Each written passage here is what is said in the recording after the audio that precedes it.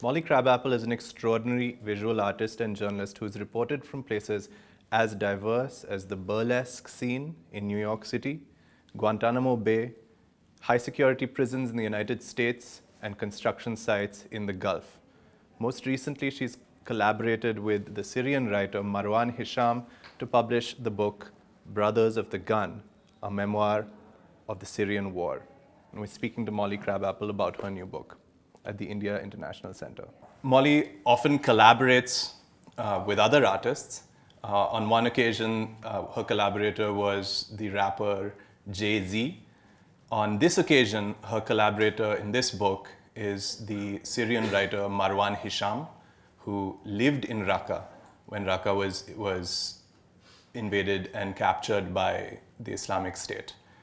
And as a matter of fact, the last time Molly was in Delhi, and this was in January of 2016, and I organized a talk to introduce her book at that point. She was a little preoccupied on that evening with something much more serious than setting up a slideshow. On that particular evening, something very pivotal to her life and to her new project was happening. Molly, do you want to tell us what was happening that evening? The last time I was in Delhi, I was preoccupied because the collaborator on my book and one of my best friends on the world, Syrian journalist Marwan Hisham, was trying to smuggle himself out of Islamic State occupied territory. At that point, ISIS had banned all women and military-aged men from leaving. His city was being bombed by the air forces of, let's say, 6 countries. There were landmines all around the border, and the punishment for getting caught leaving was death. And Marwan had filed the first, and I believe only, piece of journalism with a Raqqa byline for the New York Times, which he'd filed at internet cafes that were crawling with spies for the ISIS occupation. And he had decided to leave, and he needed to leave. But we both knew that the chances of him getting through were not necessarily good. And the journey would be a long one, and it wouldn't be something where I would know if he had gotten through or not for perhaps maybe 30 hours. Since we have your art playing behind us and these incredibly kind of beautiful drawings, tell us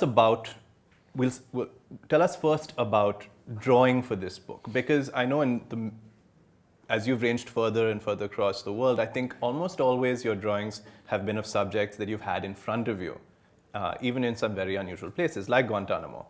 But in this case, that wasn't possible because you couldn't be in Raqqa. What you had was a collaborator and a source of imagery. So how did that work, and how did you get the visuals and translate them into these images? At first, it started in a way that was both conventional and so kind of 21st century. I almost can't believe it, in that I met Marwan on Twitter when he was in Raqqa, sort of getting any internet bandwidth he could to tweet about what was going on, get news out of his city.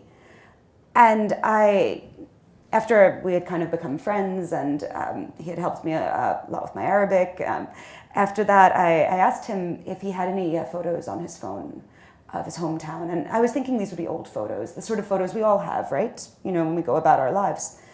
And he told me he didn't have any photos, but that he could get some. And I told him, Marwan, isn't that very dangerous? You're not going to take any risks, are you? He was like, nah. And he lied to me.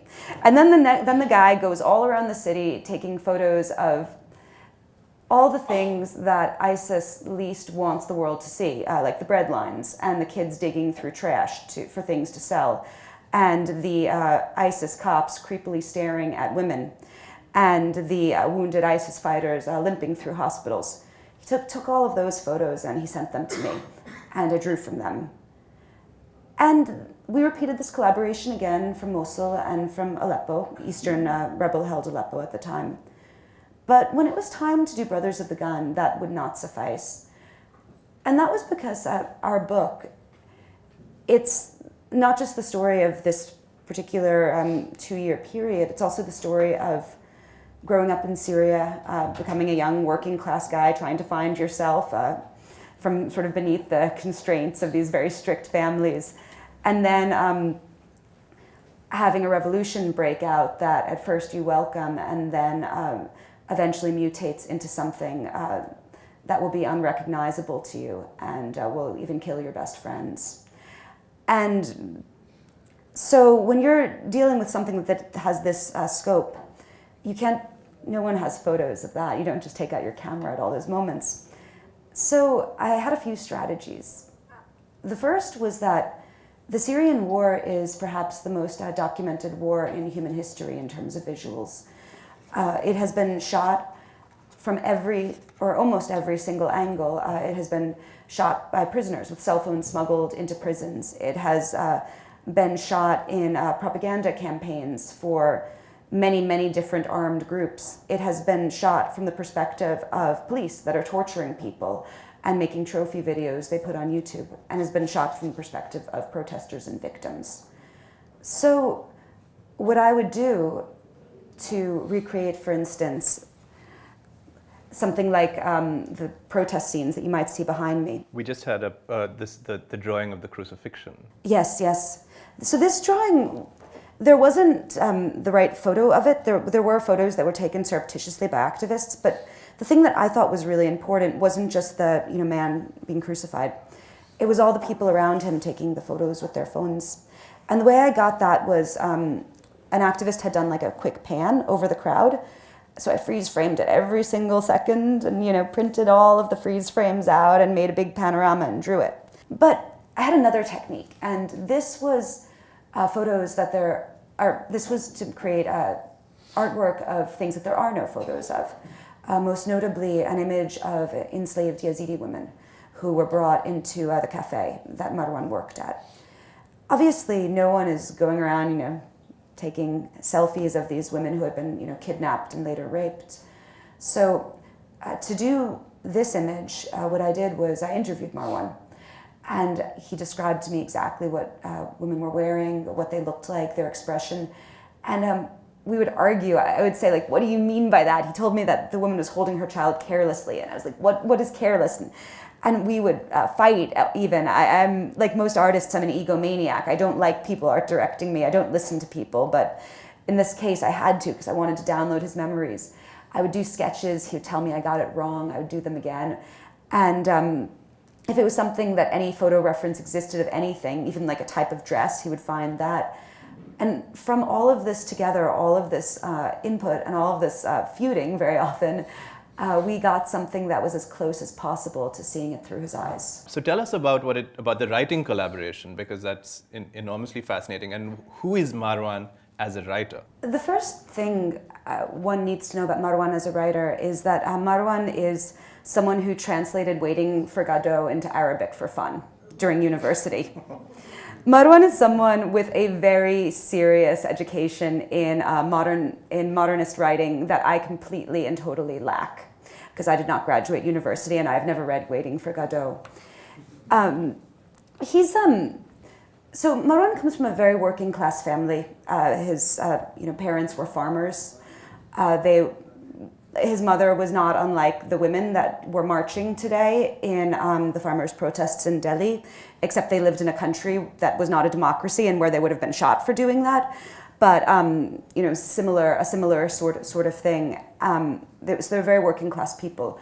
But Marwan went to the best university in his country, and he graduated with a degree in English literature. And the English language was his obsession. And not just in a utilitarian way, but in the idea of completely sort of like plumbing its depths and altering it and twisting it around. He loves Nabokov, he loves James Joyce. And so he came from this background that was the exact opposite of elite, but where he was ultra educated in both the classical Arabic literary canon and the English one. And in terms of what this means for us when we wrote together, I I think that we created something that was perhaps better than either of us could have done. I came at the book, and I lack this literary background. I started writing 6 years ago. And I said I wanted to make a book that people in America would make them understand Syrian war, and people in the West would understand Syria. And as we all know, as I'm sure that you guys are intimately aware of, people in America do not know about other countries that are not America at all. Even basic facts that you would think they would know because they've been invading those countries for many decades. But they don't know, right? And my training as a writer was to write simply and clear and direct and to the point and cut anything extraneous. And I never would have dared to have been inspired by Nabokov in my own writing. I would have felt like below it, you know. One thing that perhaps will amuse you is I think Marwan is the only person I know who has both lived under ISIS and read The Handmaid's Tale. and liked it a lot. And drawn a lot of parallels. And when I was kind of interrogating him on parts of the book, I would be like, what about women? What about half of the earth, Marwan? What about them? And I think that perspective in particular was something that I brought to it.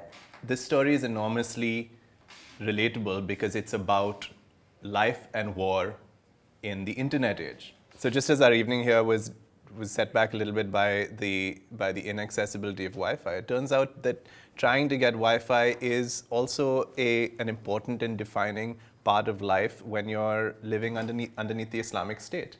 And that's true whether you are a renegade journalist trying to send notes to New York, or whether you are an ISIS fighter himself who is maybe from a neighboring country, or is maybe from the United or from Belgium, and has stuff to do online.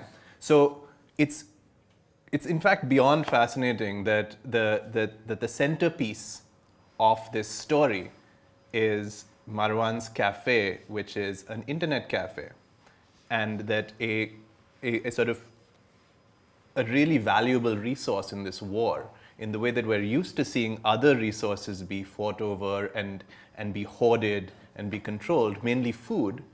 A really valuable resource in this war is internet. Tell us about about your decision to sort of put a clear focus on this element of life in Raqqa. For Marwan, the internet was the single most important thing. It was more important than food. It was more important than safety.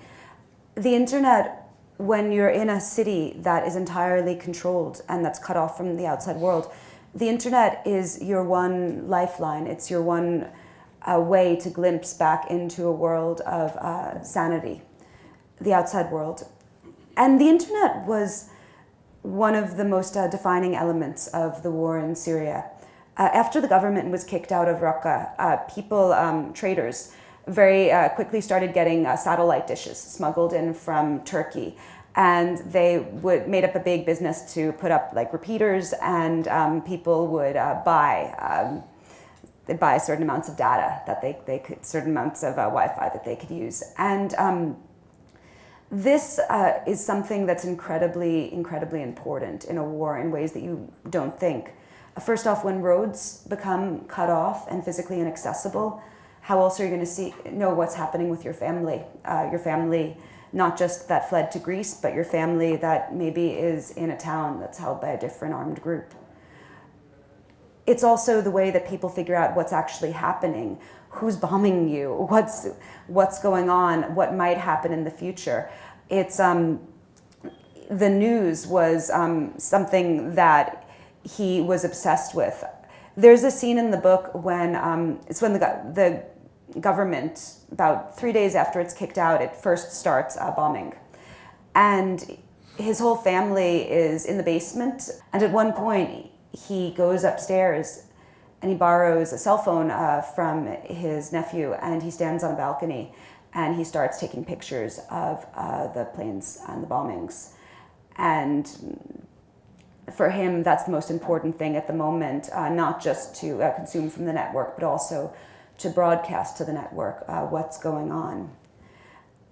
And shortly after the ISIS invasion, he makes a decision. His uncle had made this beautiful, beautiful cafe that was done kind of as tribute to all of the artistic traditions of their area in Syria, the traditional, domes, the beautiful hand-woven rugs, stained glass pools. It was, it was like a fantasy, right?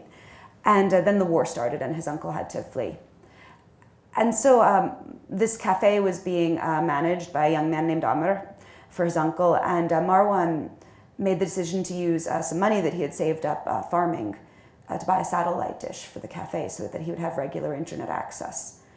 Also knowing that the satellite dish would attract ISIS fighters, particularly European and Gulf ISIS fighters that wanted to Skype home to their families and wanted to posture on social media. One of the amazing things about this book is that I wouldn't call it sad. In fact, at various points it's energizing, it's agitating, and you feel for the characters.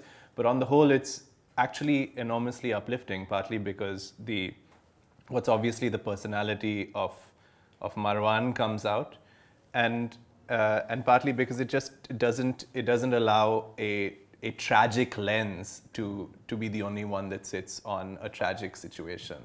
And that is one of my favorite things about it. And one of the reasons that I genuinely, from my heart, recommend reading it, that I think it'll be a completely rewarding experience.